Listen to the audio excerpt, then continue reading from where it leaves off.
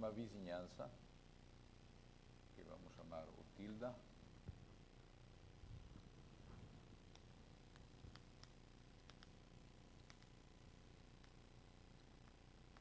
uma vizinhança aberta,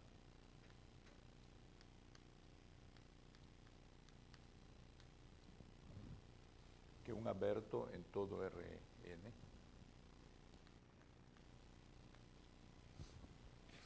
e um difeomorfismo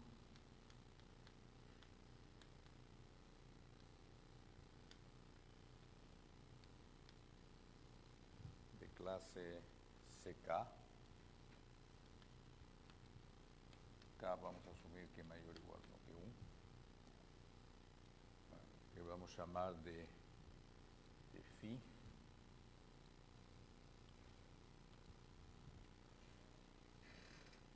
de um aberto e também de Rm. Aqui temos Rn. Esse aberto, o tilde, ele deixa uma interseção aqui, que vamos chamar de U. Não? E em Rn, vocês têm uma fatorização de Rm por Rn menos m, em que o aberto, que corresponde às n menos m últimas coordenadas dos pontos desse aberto que estamos chamando o tilde zero, φ envia esta interseção nesta interseção com 1. Certo? Então existe um difeomorfismo de classe CK, que estamos chamando φ, de o tilde zero, e o tilde, onde o tilde zero está contido em R m vezes R n menos m, e tal que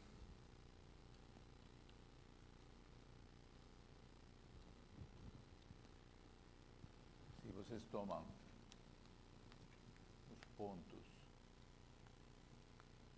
com as primeiras m coordenadas, de U tilde zero e as últimas zero, certo? Então, essa imagem vão ser os pontos de U tilde em M. Isso significa que φ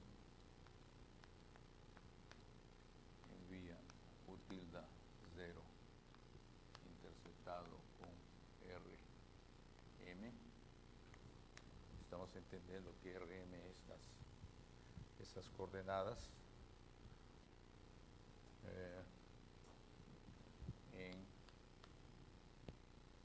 U tilde interceptado com M. Então, onde U tilde zero interceptado com Rm são todos os pontos de coordenadas, são todos os pontos com coordenadas, são só os pontos com M.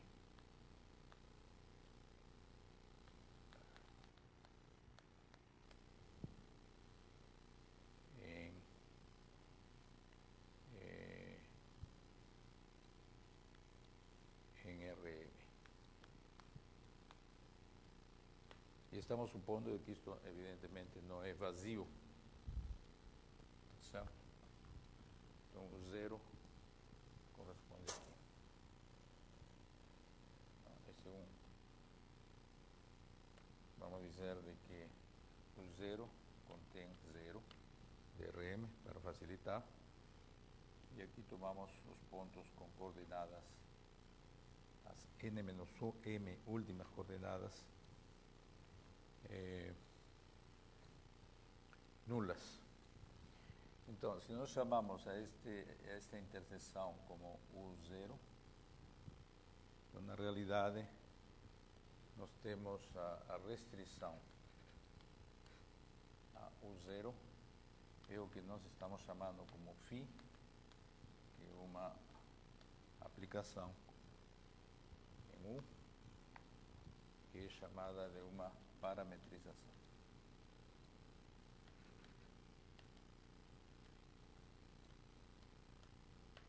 Certo? Esse é o nosso objeto, uma parametrização. Muito bem, se nós temos duas parametrizações contidas em M,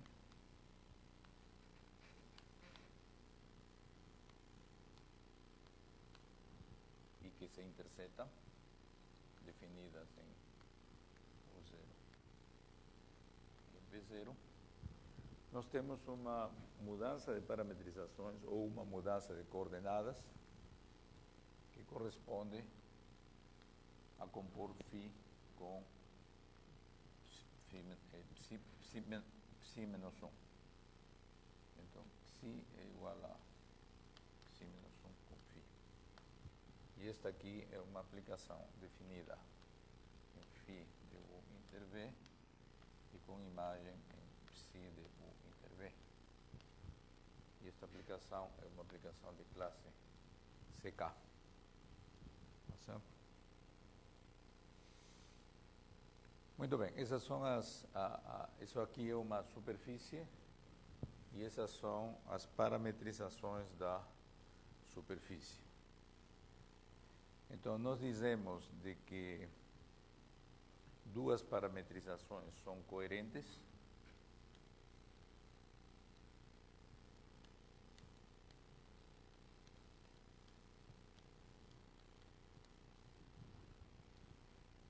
se em cada ponto, se o jacobiano de xi, que é a mudança de coordenadas em cada ponto U, que está em φ de U inter V, é diferente de zero. Desculpa, é positiva.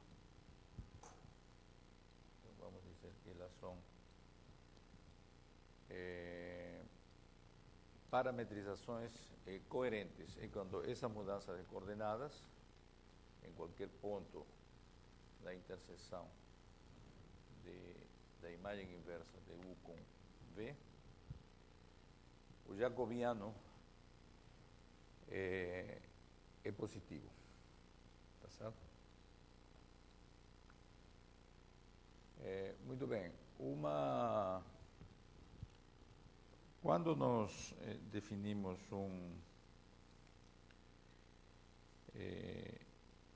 quando nós temos uma superfície, então nós vamos dizer de que um atlas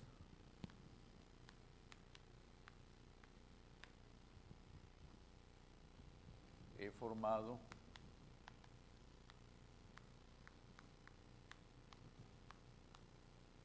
por uma coleção de parametrizações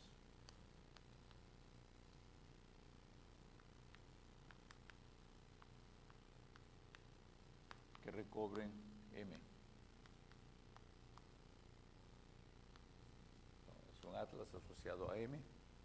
Esse atlas é de classe CK se as parametrizações são de classe CK. Tá certo? E esse atlas, vamos dizer, A é um atlas se ele é formado por uma coleção de parametrizações que recobrem M. E esse atlas, o atlas A, chamado coerente.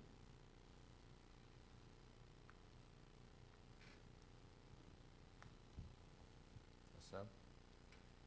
Se para duas quaisquer parametrizações contidas em A, nós temos que φ e ψ são coerentes. De acordo à definição dada aqui. Isso significa de que o atlas coerente vai ser um conjunto de parametrizações cujos domínios, cujas imagens recobrem M, e tais que as mudanças de duas quaisquer de coordenadas ou seus domínios não se interceptam, as suas imagens não se interceptam, podem estar disjuntas, ou quando se interceptam, a mudança de coordenadas tem um jacobiano positivo. Tá certo? Então, o A é chamado um atlas coerente maximal, não? Se ele é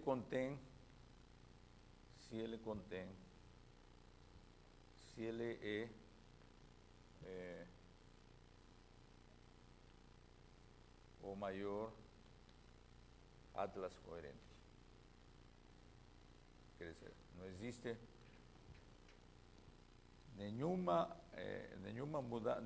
parametrização adicional diferente das que já existem que seja coerente com todas as outras.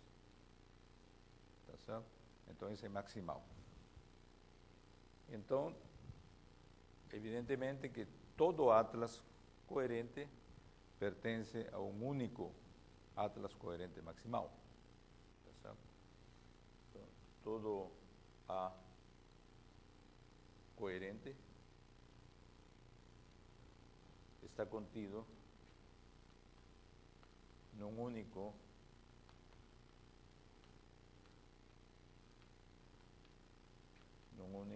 atlas coerente maximal. Basta para isso adicionar todas as parametrizações que têm uma mudança de coordenadas positiva em termos do jacobiano. Certo? Muito bem. Então, a superfície M é chamada orientável se ela admite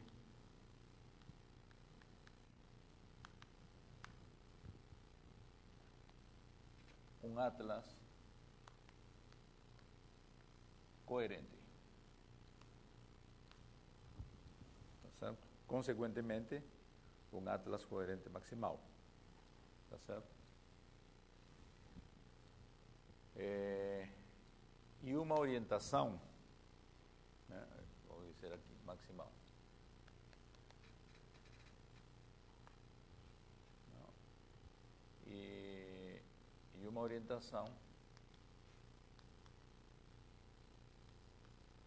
é identificada com o atlas coerente maximal. Tá certo? Uma escolha de parametrizações que têm mudança de coordenadas positivas e que pertencem a um único coerente maximal. Esse único coerente maximal é chamado de orientação. Então, isso é uma escolha que, uma vez que está determinado o atlas coerente, a escolha passa a ser única. Certo? Muito bem. Então, quando essa orientação é escolhida, então M é chamada orientada.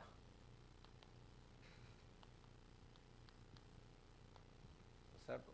Orientável é quando existe um atlas coerente. Mas podem haver muitos atlas coerentes. Quando vocês escolhem um atlas coerente, que vocês chamam a essa superfície uma superfície orientada. E a orientação escolhida é o atlas maximal associado a esse atlas orientado. Certo? Então, o teorema de Stokes se aplica a superfícies orientadas. Daí porque eu tenha gasto esse tempo em definir bem esse objeto.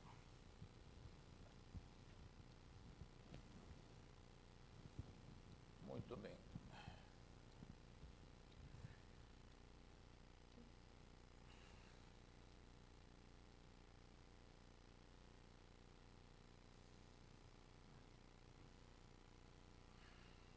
Vamos então agora proceder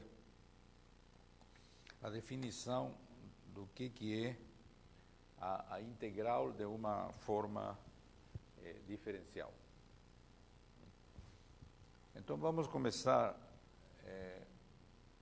por considerar um aberto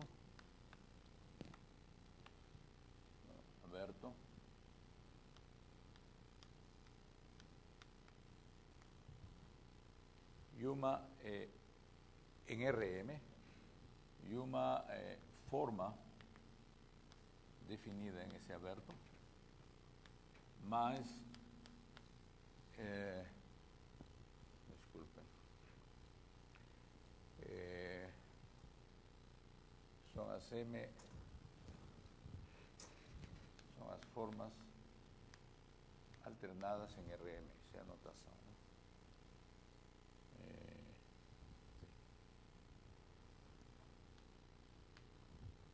Então, dada isso aqui uma forma que vamos, em princípio, basta supor que é contínua, o que vamos integrar.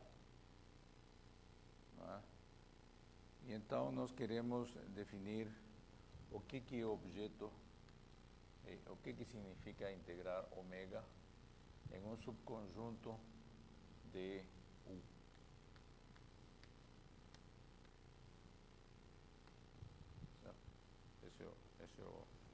Esse é o objeto. Então, o que nós fazemos primeiro é observar de que esta forma diferencial, como está definida em RM, onde temos coordenadas x1, xm, ¿no? São pontos em RM. Ela tem uma expressão bastante simples.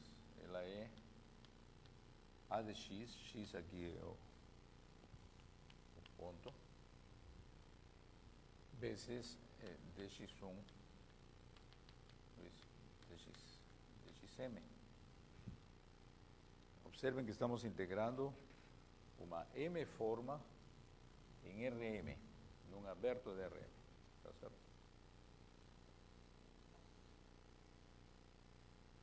E então, o natural é definir a integral de ômega em x como sendo a integral em x da função a de x dx1 dxm. Tá certo? Essa é a definição. Só que aqui é preciso ter um certo cuidado com a definição dessa integral, né, sobre este objeto. Esse não é um objeto qualquer, e as integrais que a gente está tomando aqui são as integrais de Riemann.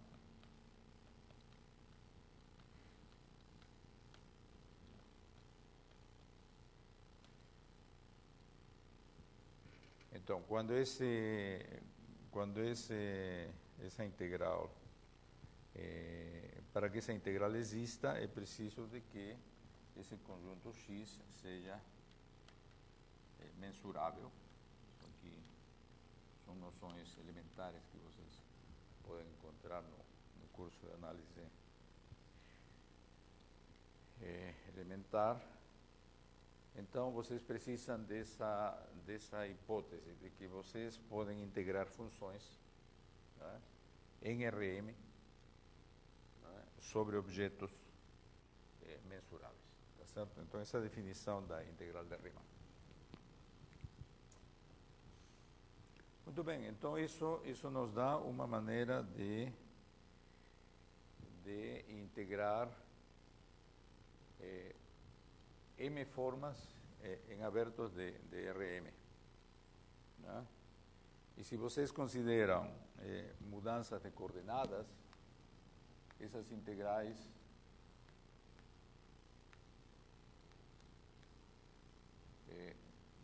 se comportam, ¿no? Se vocês consideram mudanças de coordenadas, digamos, y igual a f de x, né? Então, evidentemente, quando vamos utilizar a noção aqui, H tem que ser um difeomorfismo.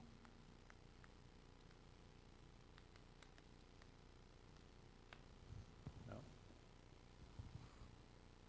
Então, vocês têm dois espaços, né? Aqui vocês têm o difeomorfismo, aqui vocês têm o U, que está em RM. Aqui vocês têm uma imagem em V, em RM também, porque é um difeomorfismo. Aqui vocês têm as variáveis y1, ym. Aqui vocês têm as variáveis x1, xm. Tá certo? Então, se vocês têm uma forma ômega neste espaço, então essa forma ômega vai ter uma expressão A de y, de y1, de ym. Tá certo? E aqui o pullback dessa forma no ponto x, né, vai ser a forma ômega aplicado no ponto h de x, que é o y, vezes o d de h de x, que significa d dos h's, dos y, tá certo? E então, isso aqui vai ser dy1, dy_m. Não é? E então, se vocês colocam tudo em termos da variável x, esta forma em x vai ser igual a ômega no ponto h de x, vezes o jacobiano de h de x, o determinante jacobiano,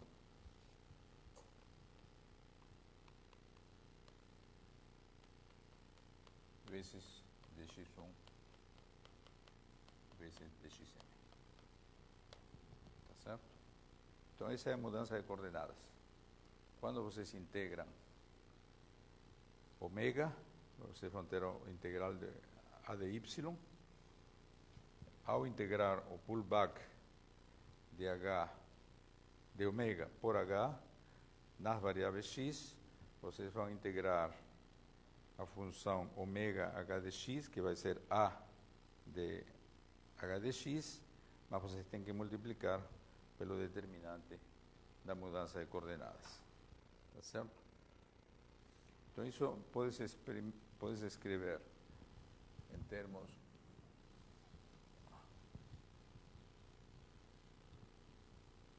mais intrínsecos, dizendo de que a integral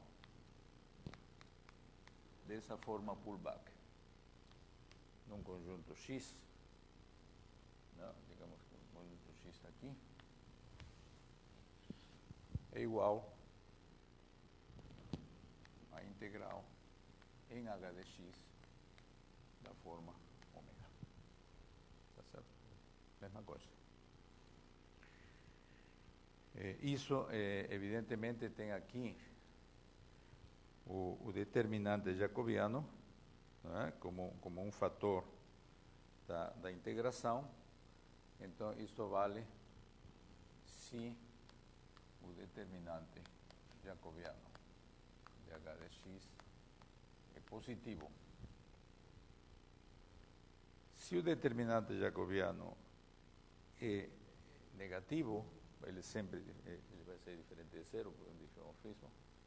Se for negativo, então o sinal aqui muda por causa do sinal do determinante aqui.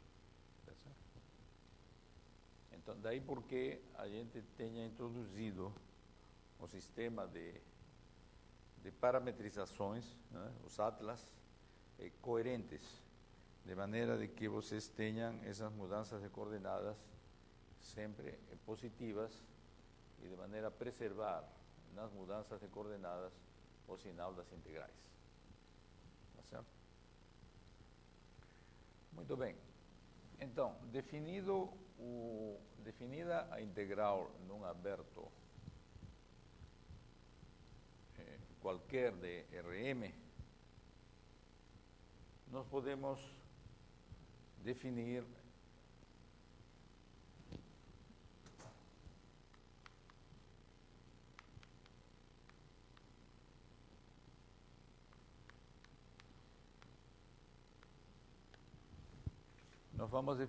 o que é a integral de uma forma ômega, agora sim, numa superfície. Então, quando nós temos uma superfície, nós vamos tomar superfícies orientadas, tá certo? Quando tomamos uma superfície M, vamos analisar primeiro o caso em que nós temos uma parametrização,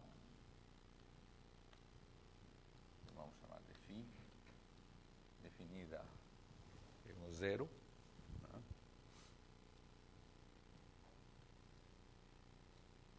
E vamos supor de que temos em M isso aqui é uma superfície de dimensão M, vamos supor de que ômega é uma forma, né,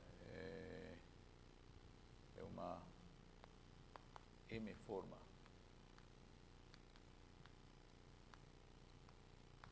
em M, com suporte contido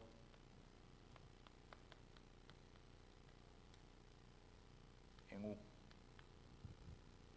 Isso significa de que fora de U, a forma se anula. Tá certo? Então, o suporte é uma coisa fechada, contida, estamos tomando suporte como o fecho dos pontos onde a forma não se anula. Então, é um fechado que está contido em U, tá certo? Por hipótese. Né? Então, nós temos aqui a forma ômega, né? E aqui nós temos a forma φ estrela de ômega, que é o pullback da forma ômega em U0. E aqui em U0 nós estamos de novo em Rm. Tá certo? Então aqui nós temos um certo conjunto que é o suporte, né? Aqui é o suporte de φ estrela de ômega, que não é outra coisa que φ menos 1, aqui é suporte de φ estrela de ômega, não é outra coisa que φ menos 1 do suporte de ômega. Tá certo? Mas esse conjunto pode não ser um conjunto mensurável. Tá certo? Então, o que nós fazemos? Nós cobrimos esse conjunto por um conjunto mensurável, não é? tal que contenha ele e que esteja contido em U0. Não? Então, nós dizemos que seja X contido em U0, um conjunto mensurável, tal que o suporte de φ estrela de ômega está contido em X. Tá certo? Então, por exemplo, nós podemos tomar,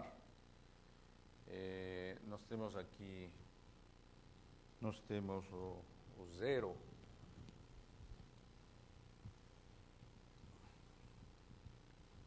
então nós temos aqui o zero, né? E nós temos aqui um conjunto compacto, digamos um conjunto que é o suporte de φ estrela de ômega. Então nós podemos fazer o seguinte: para cada X nesse conjunto, tomar uma bola, não, que esteja distante do bordo, tá certo? Uma bola compacta que esteja distante do bordo. Então vocês tomam a distância de X até o bordo e tomam um meio essa distância, tá certo? Então vocês têm aqui uma bola que cobre o ponto X e mediante um número finito de bolas vocês cobrem esse conjunto compacto. Então a união de bolas é um conjunto mensurável. Esse é o conjunto X. Tá certo? Muito bem. Então nós temos esta situação. Então nós definimos a integral de ômega em M, tá certo? Em todo M, nós definimos como sendo a integral de φ estrela de ômega no conjunto X. Certo? Então aqui tem vários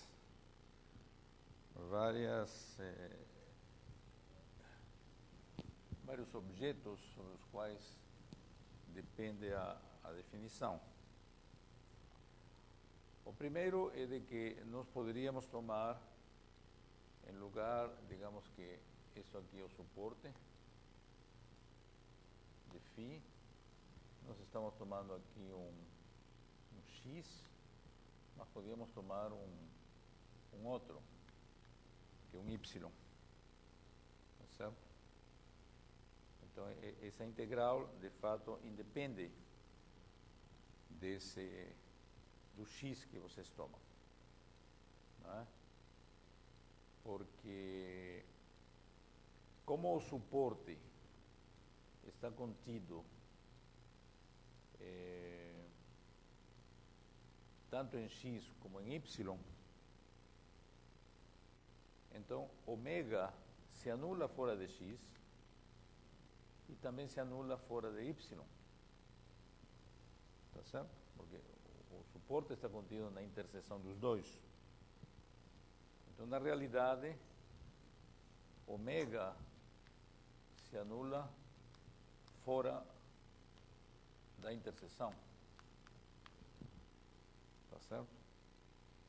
Então, como ômega se anula fora da interseção, então, de fato, essa integral é a mesma que isso aqui, certo? Que este é um objeto que contém o suporte, tá certo? E fora de Y se anula, então não conta para a integral. E, consequentemente, isso aqui é a mesma coisa que isso aqui, tá certo? Então, essa integral não depende do conjunto mensurável X que vocês utilizam para integrar em U0. Muito bem. Então, tem também a dependência dessa definição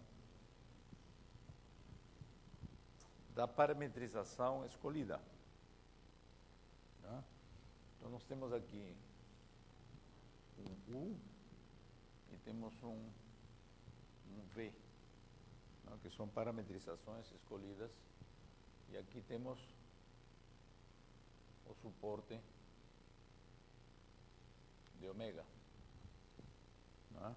Já sabemos que não depende de quem a gente adote. E aqui temos φ de U0, essa interseção, o suporte vem aqui, e aqui temos V0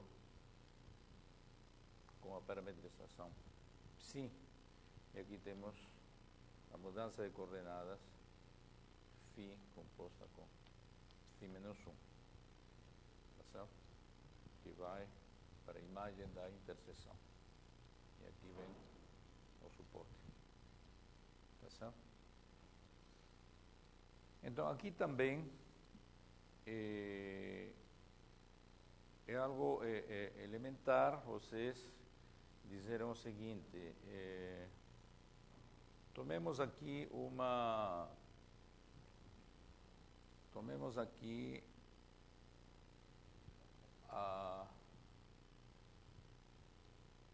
a parametrização.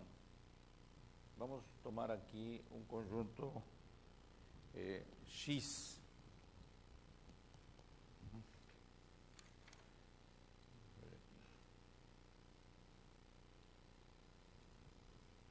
Nós tomamos aqui nessa interseção, vamos tomar um conjunto X. Esse é o conjunto X. Então, essa integral, não é, vai ser definida desta maneira. Não é? Mas, agora, esse x que contém o suporte de φ, como φ é igual a psi composta com xi, isso aqui é. Não é? Então, esse xi vai levar esse x num outro y aqui, que nós chamamos psi de x. Não? E então, esta transformação, esta integral pode ser colocada como a integral de φ estrela, que é isso aqui é xi estrela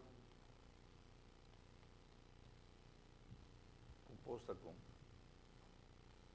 psi estrela de ômega, tá certo? Não, eu não estou fazendo outra coisa que substituir φ estrela por psi composta com φ.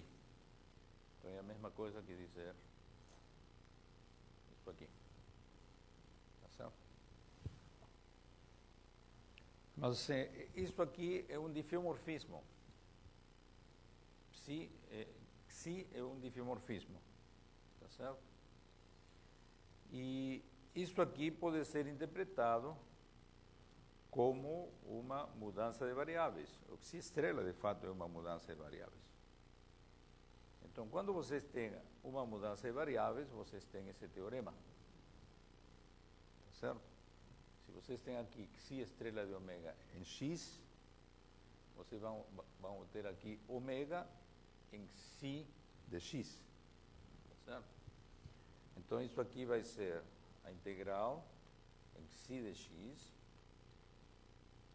de psi estrela de ômega. Mas esse xi de x é um y que contém um suporte. Então, isso aqui estamos chamando de y na outra coordenada. Perfeito? Então, esta aqui é a mesma expressão que esta, só que na outra parametrização.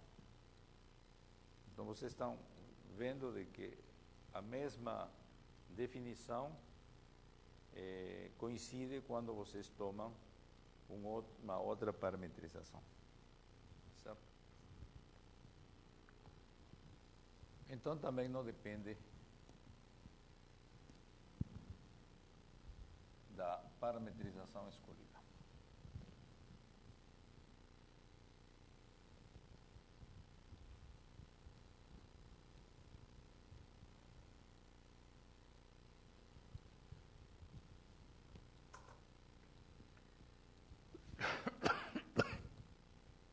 Muito bem, então agora vem o desafio de vocês tomarem uma forma qualquer numa superfície M. Então temos aqui ômega, é uma M-forma em M.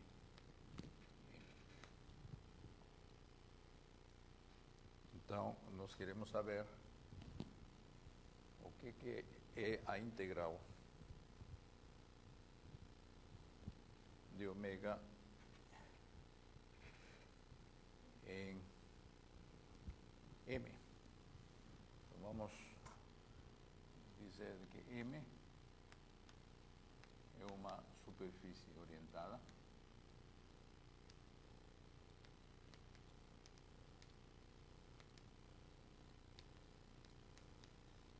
E ômega uma M-forma em M. Tá certo?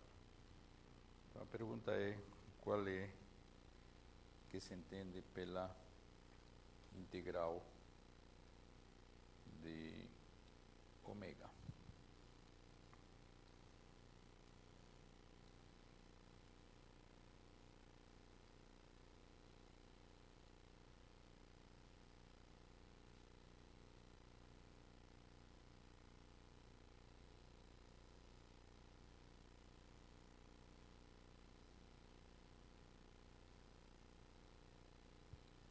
Muito bem, vamos supor ainda que o suporte de ômega em M é compacto.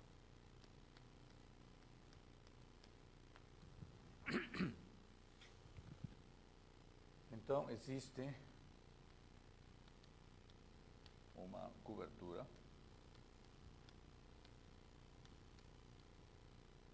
finita,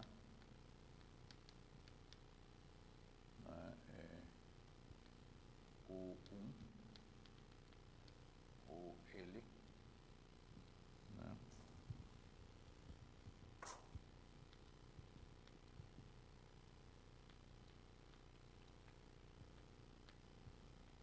do suporte de ômega por abertos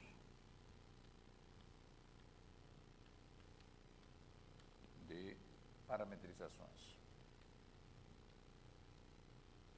Tomamos esses abertos tão pequenos quanto seja necessário, de maneira a de que cada um deles seja uma parametrização. Isto é, isso significa de que para cada I de 1 a L existe uma parametrização φ sub I que vai de U sub I 0, temos aqui U sub 1, U sub I em geral, e aqui temos φ sub I definido de U sub I 0 em U sub I. Estamos uma parametrização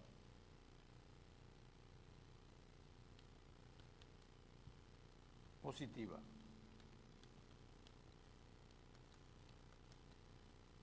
Esa denominación de parametrización positiva se da a todos los elementos de un atlas coherente maximal que define uma orientação.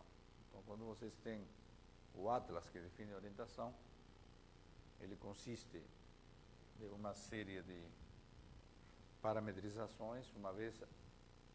Uma vez escolhida a orientação, então cada um dos elementos do atlas é chamado uma parametrização positiva, certo? Muito bem. E associado a essa cobertura, nós temos uma partição da unidade. Esse é o teorema da partição da unidade. Então, existe uma partição da unidade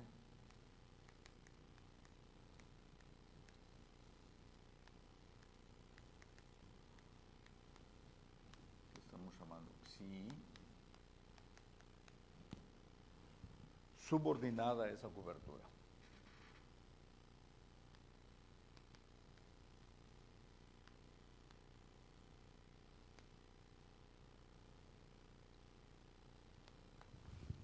Isso significa de que cada um dos psi tem seu suporte, o suporte de cada psi está contido em UI, tá certo? E a soma dos psis para qualquer x é igual a 1.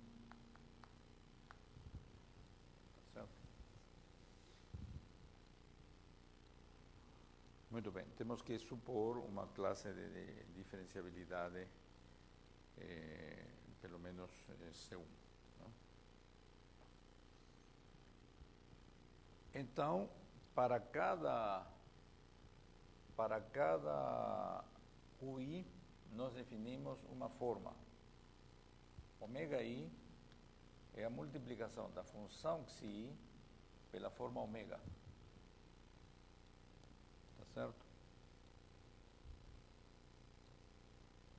Então, isso é estamos multiplicando se vocês querem ser mais explícitos,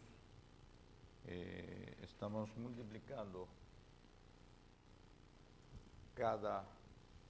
em cada ponto x, esta forma vai ser igual a xi de x vezes a forma ômega no ponto x, tá certo? Então, é como se a gente multiplicasse por isso aqui é uma função, tá certo? Então, podemos colocar isso de uma maneira mais compacta, dizer que isso é igual a xi vezes ômega. Então, essa definição está em todo, isso aqui é uma forma, é uma M-forma em M.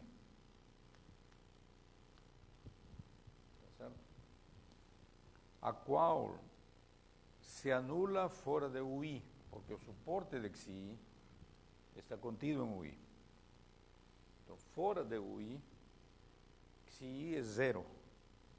Consequentemente, ômega I é zero. Tá certo? Então, o suporte de ômega I está contido em UI. Tá certo? E por outro lado, a forma ômega é a soma das ômega cis. Porque a soma de todas as cis é igual a 1. Tá certo?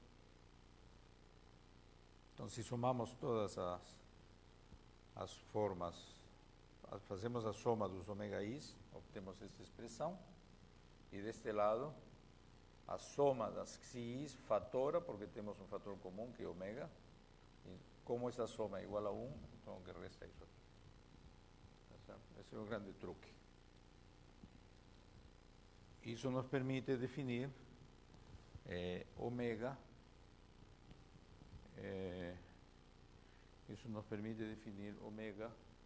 como sendo a integral de ômega em todo M, como sendo a soma das integrais das ômega i's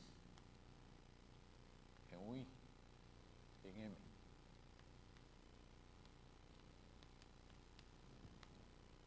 Tá certo?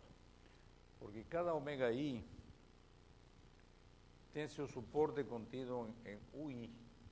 Então, nesse caso, nós estamos nessa situação em que o suporte de φ estrela de ômega está contido no sistema de coordenadas. Tá certo? Então, a ideia é utilizar isso em cada um dos abertos e, consequentemente, esta é a definição. Então, aqui uma das observações elementares é de que essa definição de integral de ômega não depende da partição da unidade.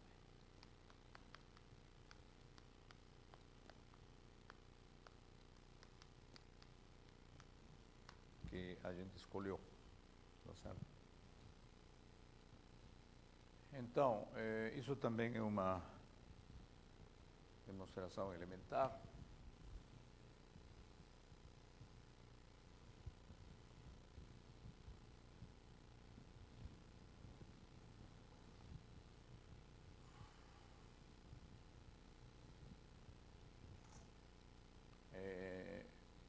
Basta então dizer que se zeta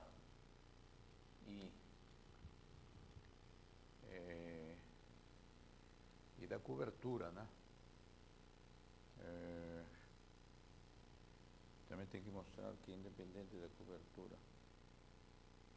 Então vamos supor de que temos uma outra cobertura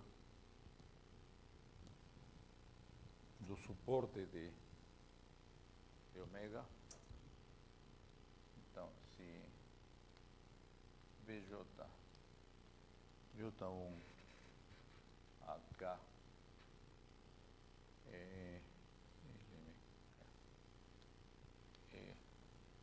outra cobertura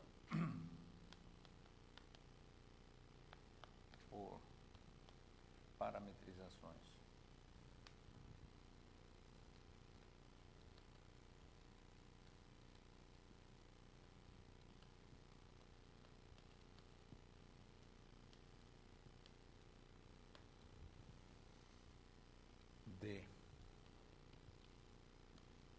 do suporte de ômega e ZJ de J igual a 1 até K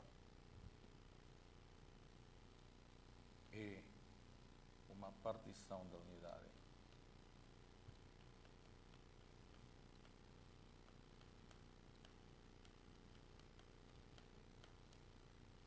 subordinada à cobertura BJ,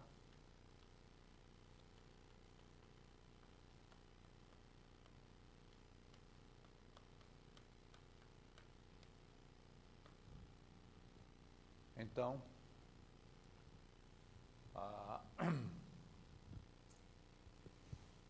então nós temos de uma maneira semelhante, nós temos ômega J, que vamos chamar de ômega J barra, que são definidas pela multiplicação de ZJ por ômega. Tá certo? E ômega J é uma M forma em todo M com suporte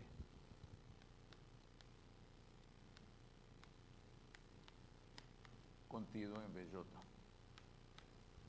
Tá certo?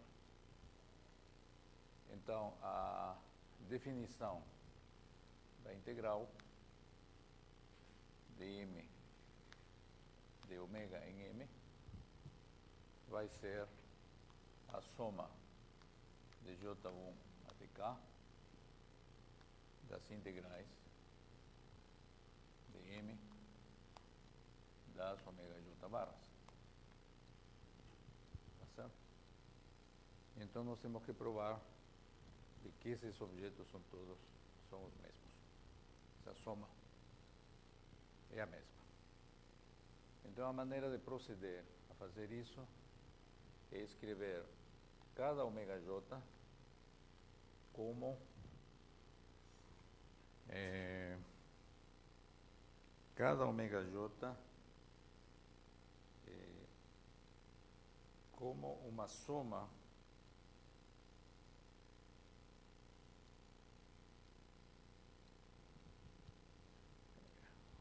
é fazer o seguinte: definir ômega e J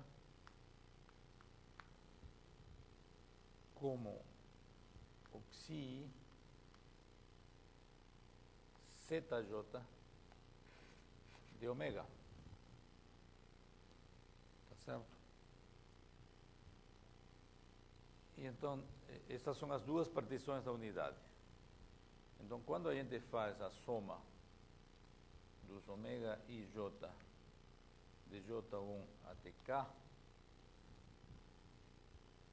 então nós estamos somando os psi, né, de ZJ ômega de J1 até K. Como isso não depende de J, vocês têm aqui psi, a soma do J1 até K do ZJ de ômega, e essa soma de ZJ de ômega, como isto é uma partição da unidade, isto não é outra coisa que ômega. Tá certo? Esta ômega se fatora e tudo, essa soma é 1, então o que resulta é psi multiplicado por ômega, que é ômega i. Então, ômega i, de fato, cada ômega i é a soma dos ômega i j. E de uma maneira semelhante, cada ômega j barra é a soma dos i's de 1 até L das mesmas ômega i j. Tá certo? Então, quando vocês têm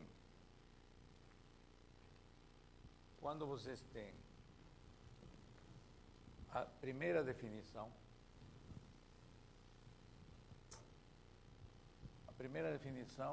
diz que essa integral é a soma de 1 até L das integrais de ômega i. Mas ômega i pode ser escrita como a soma. Então, vocês têm aqui i igual 1 até L, depois vocês têm j igual 1 até k, das integrais sobre m, como cada ômega i é a soma das ômega i j, então vocês têm aqui a soma das ômega i j. E aqui vocês invertem a soma, e isto vai ser igual a j1 até k das integrais de m das ômega j barra. Tá certo? Por causa desta soma. E com isso, as duas definições são as mesmas. De um lado, nós temos essa, e do outro lado, nós temos esta aqui. Então, essa é a definição de de integral de uma forma, de uma M-forma numa M-superfície, e vocês podem verificar de que essa integral tem todas as propriedades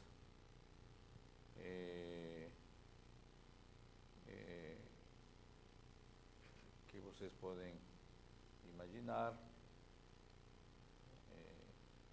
não? Como, por exemplo, essa integral é linear na forma,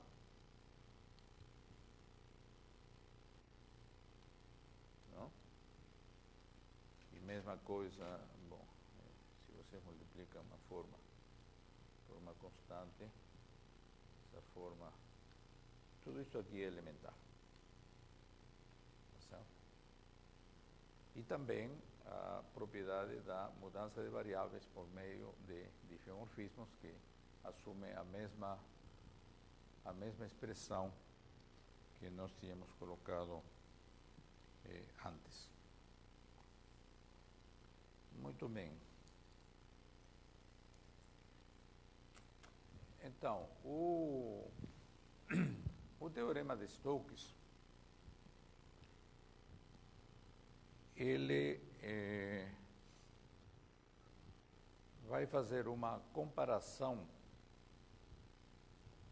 das integrais das M-formas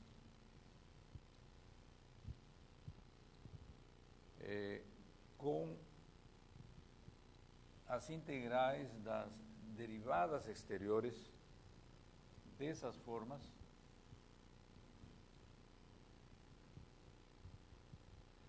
mas aqui quando vocês têm a integral, né,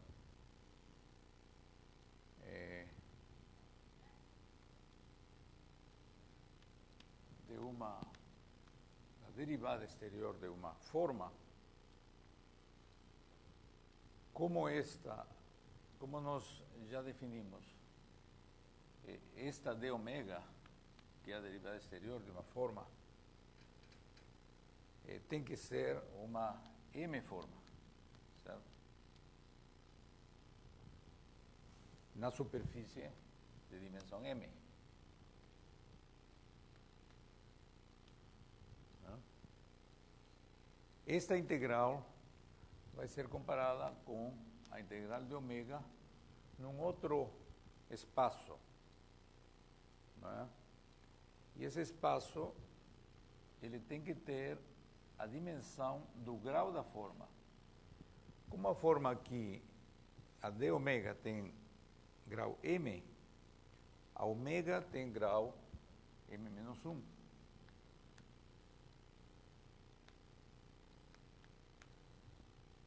Então, esta forma vai ser integrada num objeto de dimensão m-1,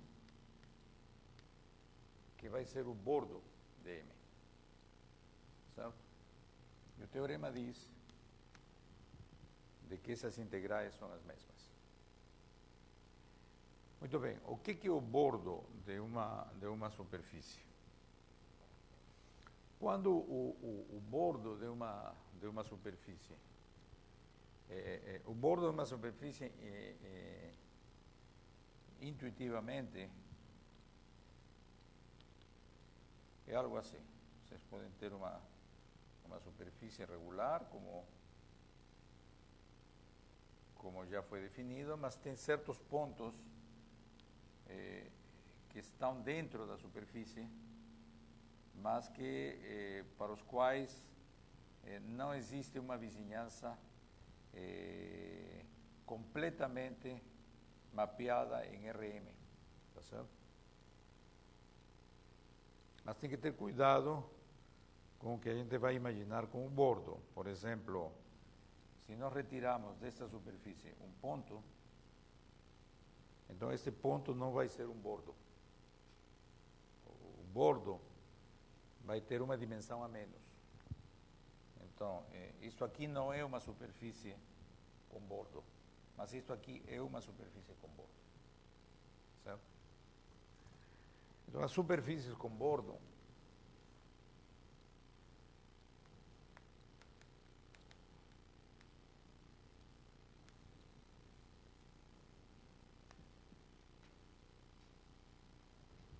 elas são definidas de uma maneira semelhante a como se definem as superfícies, mediante parametrizações, tá certo? Só que quando vocês têm uma superfície regular, né, e cada ponto da superfície tem uma vizinhança, não, como já vimos antes, que é parametrizada, não, por um aberto DRM. Tá certo? Se a superfície aqui tem dimensão M. Então existe um aberto, o qual é parametrizado por um aberto de DRM. Não?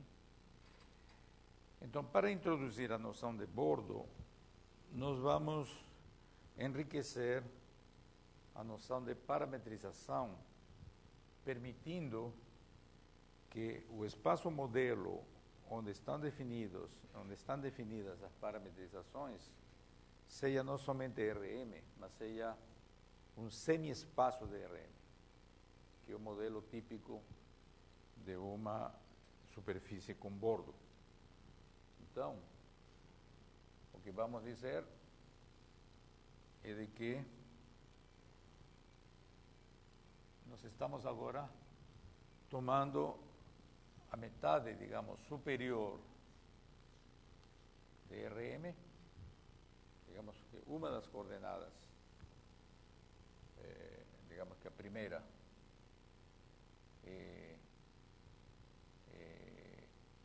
vai ser determinada por coordenadas positivas e as outras podem ser qualquer coisa, qualquer número real. Então, esses são chamados subespaços. Esses vão ser os modelos. Para facilitar as nossas contas, vamos tomar subespaços de dimensão, vamos chamar subespaços, semi-espaços.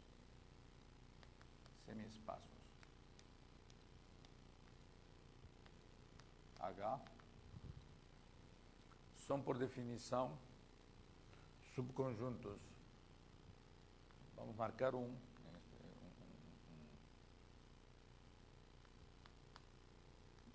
conjunto de pontos x0, x1, xm, que estão em R, M mais 1, tal que a primeira coordenada é positiva. Então, se nós estamos em dimensão 2,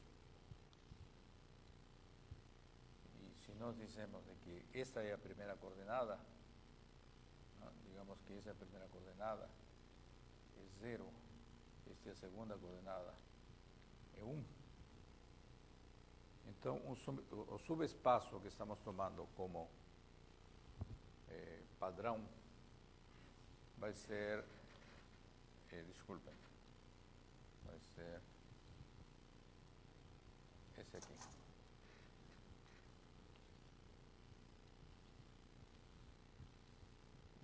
Certo?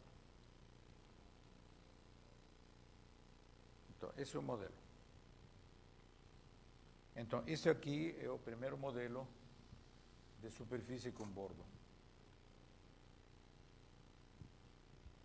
Aqui, este é um subespaço de dimensão M, porque contém E1, E2, EM. E aqui é uma direção só, que é o E0. Então, este é o conjunto H e este é o bordo de H. Certo? Muito bem. Então, vamos dizer de que uma superfície com bordo é uma superfície parametrizada por coordenadas, parametrizações definidas em abertos desse espaço. Tá certo? Então, o que são os abertos de H?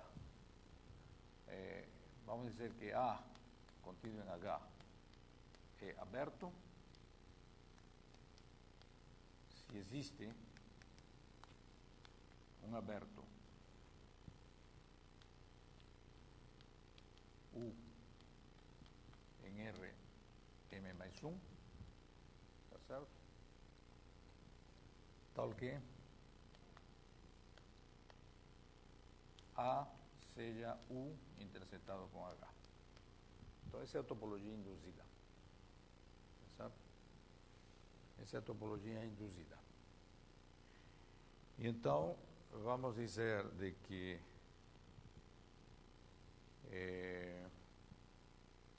nós vamos definir uma superfície com bordo quando ela é parametrizada por difeomorfismos definidos em abertos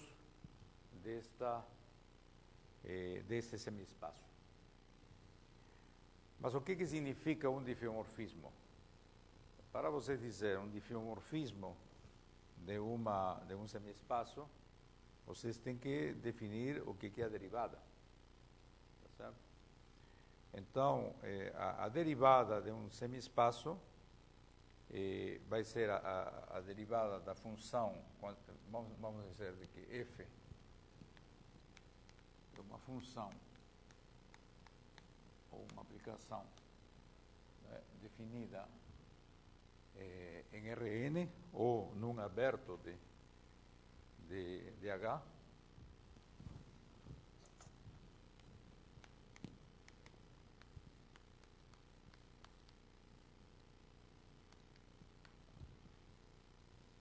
então nós vamos dizer de que ela é diferenciável ou tem uma derivada em um ponto se acontece uma das duas situações. Se o ponto U é um ponto interior deste semiespaço, então a derivada de F é um objeto conhecido, porque ele é definido localmente, tá certo? Então, o que falta definir é o que é a derivada de F, não? Quando o ponto X pertence ao bordo de H. Tá certo? Então, o que é essa derivada? Então, a derivada é, por definição, o seguinte: vocês supõem, primeiro, esse ponto X arbitrário no bordo tem uma vizinhança, que vamos dizer que é U em Rm mais 1, não? E dizemos de que existe uma função f maiúscula que estende a f a esse aberto de Rm mais 1, e que tem como derivada em x o que nós queremos que seja f' de x. Então, a derivada é razoável de se esperar é de que seja a derivada de uma extensão de f.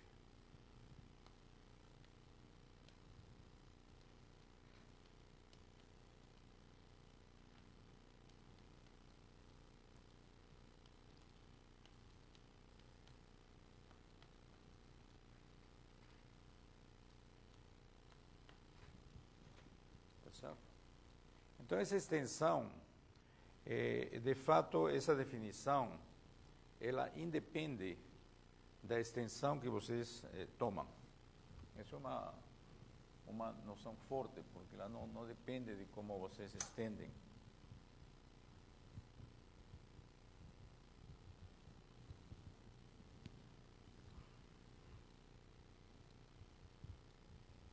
se vocês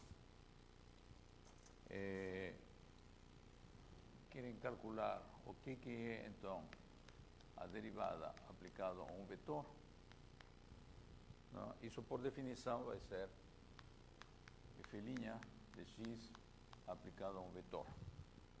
Tá certo? Então, se o vetor W é um vetor arbitrário, ele pode ser decomposto em dois vetores, um nessa direção e outro nessa direção no bordo. Tá certo?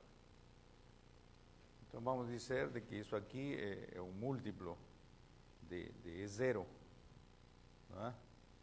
E esta direção, nesta direção, vocês têm a definição de F. F está definida neste espaço. Então, nessa direção, ela depende apenas de F minúscula. Então, dito de outras maneiras, isso aqui é F' de x aplicado a um V0 mais um V1, onde V0 é um múltiplo de E0 e V1 pertence ao espaço tangente, pertence ao bordo. Tá certo? Mas se ele pertence ao bordo, não é? Esta soma aplicada a V1 mais esta soma aplicada a V0. Né? Então, V0 é igual a C vezes E0. É isso. E F' de V1, como V1 está no bordo, então isso coincide com a própria F' de V1.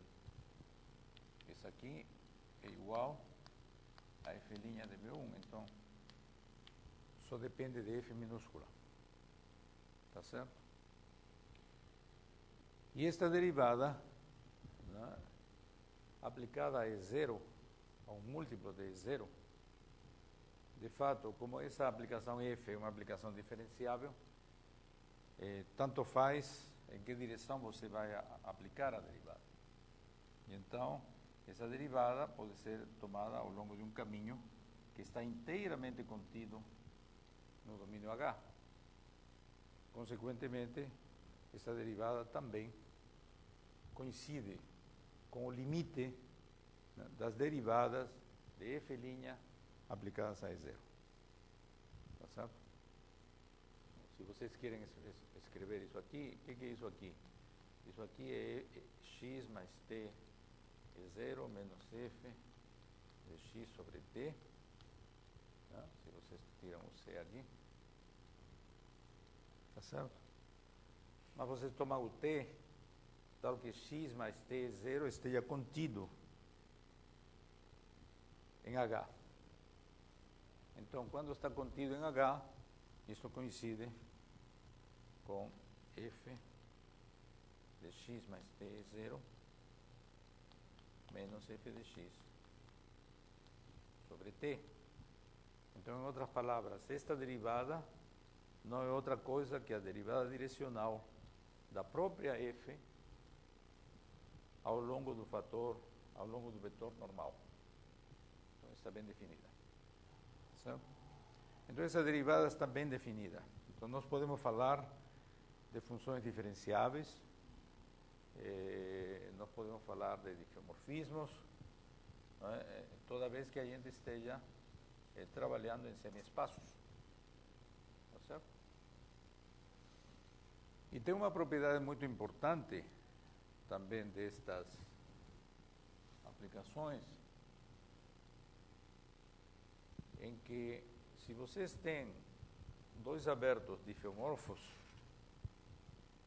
não? Se vocês têm, se A está contido em um semiespaço e B está contido em outros subespaços, são abertos contidos em semiespaços H e K, então I F de A em B é um diffeomorfismo,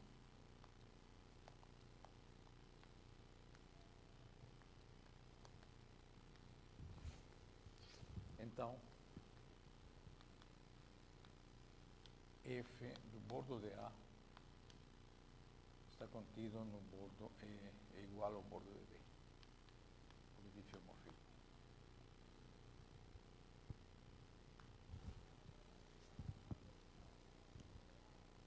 Quer dizer,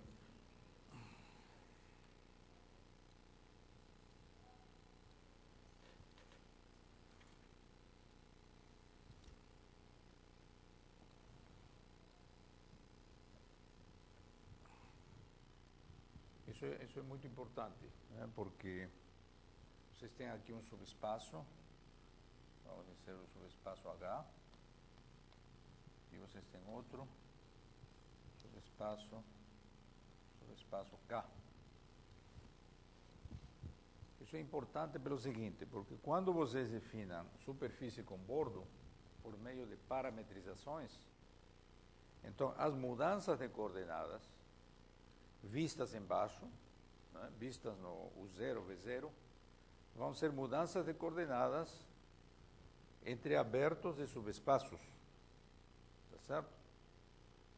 E então o que diz esse teorema é de que se vocês têm um diffeomorfismo que leva um aberto A num aberto B, então o bordo de A está indo no bordo de B. Isso dá uma definição intrínseca do que é o bordo, tá certo? Porque se vocês tomam isto como uma parametrização de uma superfície com bordo, então vocês podem agora definir que os pontos que estão na fronteira do semiespaço, não é, vão ter uma imagem que a gente vai chamar de bordo. Então, se nós tomamos um outro sistema de coordenadas, não é, os pontos do semiespaço, da fronteira do semiespaço que vão para o bordo, não é, vão se corresponder nos dois sistemas de coordenadas por meio de um diffeomorfismo. E então, o que está dizendo esse teorema é de que esse diffeomorfismo entre abertos, não, entre abertos A e B, se isso realmente é um diffeomorfismo, então tem que levar bordo em bordo. Isso dá uma definição intrínseca para o bordo de uma superfície. Tá certo? E essa demonstração é elementar, né, porque se vocês tomam, se esse é o aberto, né, e se vocês desse aberto retiram o bordo, né, então vocês estão com pontos, né, qualquer ponto nesse conjunto em que vocês estão retirando o bordo, qualquer ponto tem uma vizinhança aberta em todo Rm mais 1. E como isto é um diffeomorfismo, então esse aberto tem que ir a um aberto de Rm mais 1, não pode ir no bordo. Então esse F tem que estar contido nessa diferença, tá certo? E se vocês tomam a aplicação inversa, porque isso é um diffeomorfismo, então vocês vão ter que F-1 de B menos o bordo está contido em A menos o bordo. Tá certo? Então essa é a mesma coisa que dizer de que F de A menos o bordo contém B menos o bordo. Como aqui está contido e aqui contém, então esses objetos são iguais. Tá certo? Então, isso nos permite definir o que é uma superfície com bordo. Né? Então, uma superfície com bordo vai ser um objeto que tem parametrizações, né? Que tem parametrizações com abertos de semiespaços. Tá certo? Então, tem dois tipos. Tem pontos que são interiores, onde vocês têm uma vizinhança que se corresponde com um aberto de um ponto interior de um espaço, de um semiespaço, tá certo? De Rm mais 1. Mas tem outros pontos que, ao vocês tomarem uma vizinhança, vão se corresponder com abertos, né, que são vizinhanças de um ponto que está no bordo do subespaço. Tá certo? Então, se vocês tomam uma outra vizinhança desse ponto, ele vai corresponder a um outro semiespaço também dessa maneira. Então, aqui, indo por φ e voltando por ψ, vocês têm aqui uma transformação, que é a mudança de coordenadas, que leva esta interseção, né, que está aqui, numa outra interseção, que está aqui, né? Mas, por causa desta observação, a fronteira desse aberto vai na fronteira desse aberto. Tá certo? Isso significa de que estes pontos que estão aqui na interseção têm uma definição intrínseca, a isso nós chamamos de bordo de M. Tá certo? Então, isso é uma superfície com bordo. Então, o teorema de Stokes vai dizer para vocês que se vocês têm uma forma,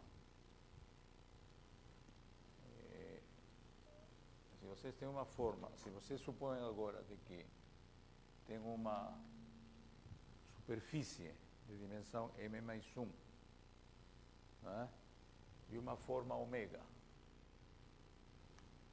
uma M-forma,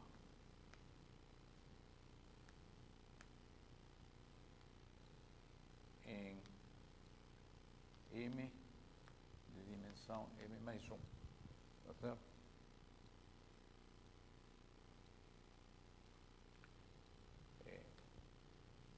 Com suporte compacto,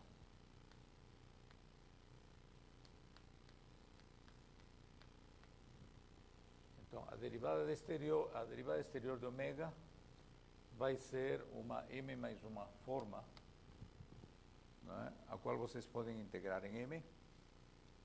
Se vocês integram a forma ao longo do bordo, então essas integrais coincidem. Esse é o teorema de Stokes.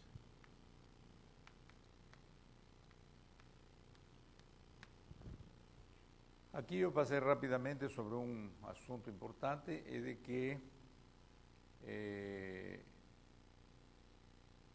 de que a superfície tem que ser orientada. Né? Vocês viram que para a definição da integral da forma, a superfície tem que ser orientada.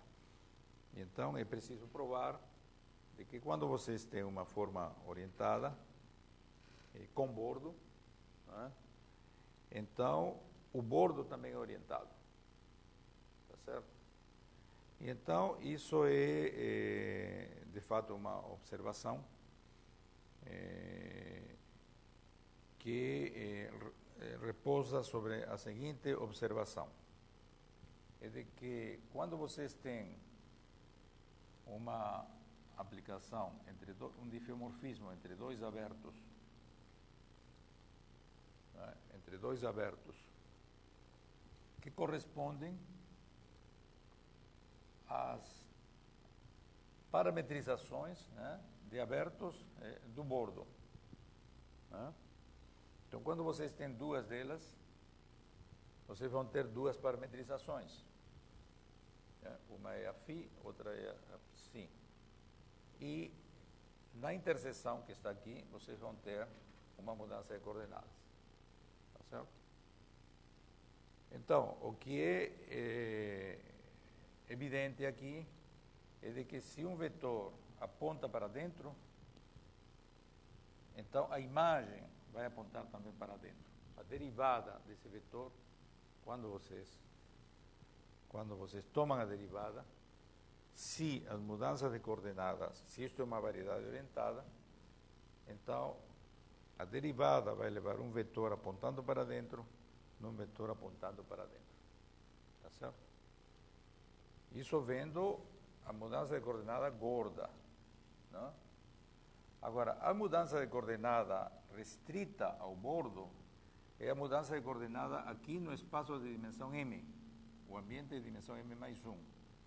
Mas aqui existe uma transformação, tá certo? Então, o jacobiano de Xi,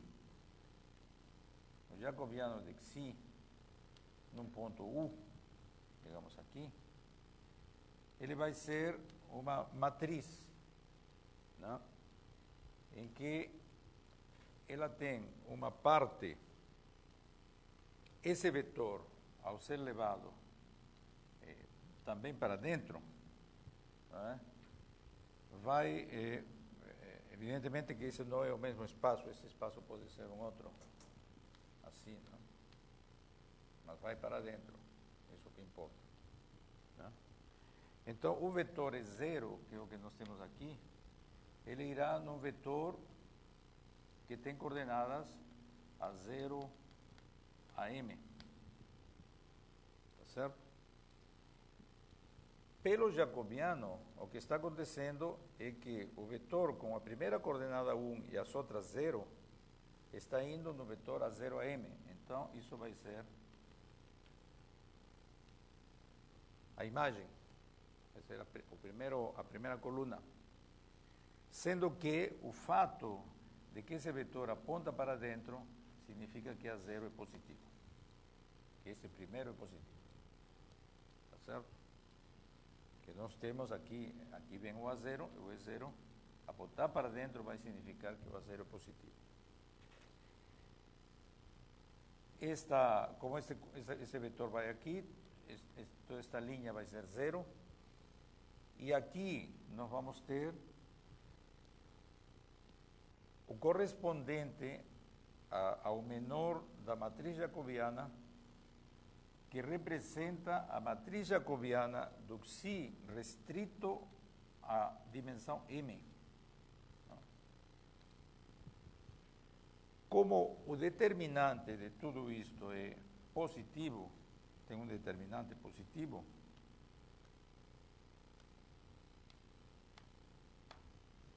e o A0 é positivo, isso significa que o determinante desse menor é positivo. E isso implica de que um sistema coerente que define uma orientação da superfície M induz sobre o bordo um sistema coerente de mudança de coordenadas, tá certo? Positivas. Muito bem, vamos parar por aqui hoje.